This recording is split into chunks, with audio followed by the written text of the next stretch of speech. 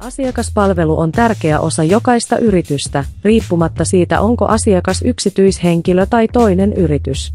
Asiakaspalvelu voi olla yrittäjä itse tai se voi koostua sitä varten palkatuista työntekijöistä ja sen laatu on erittäin tärkeää yritykselle. Tässä opetusvideossa menemme läpi, kuinka varaudut asiakaspalvelutyöhön esimerkiksi ruokakaupassa. Ennen kuin pääset töihin, sinun tarvitsee löytää työpaikka. Töitä, joissa tarvitsee asiakaspalvelutaitoja, ovat esimerkiksi tarjoilija, myyjä ja vastaanottovirkailija.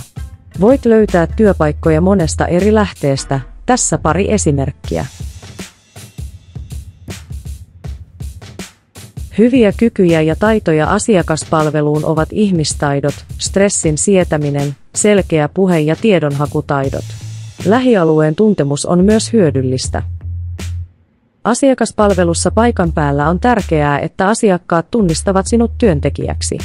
Siksi sinun täytyy pukeutua työhön sopivasti.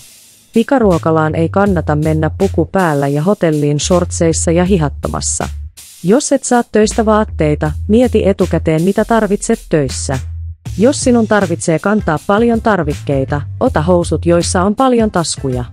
Jos sinun tarvitsee kantaa painavia esineitä, ota väljät vaatteet. Muista myös valita työhön sopivat kengät. Tässä on esimerkki omista vaatteistani, kun olin töissä kesällä vierasvenesatamassa.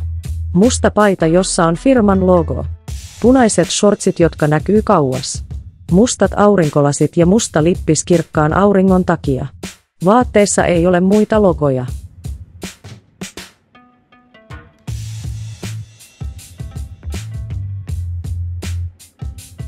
Jos näet tulta tai paljon savua, paina lähintä paloilmoitusnappia.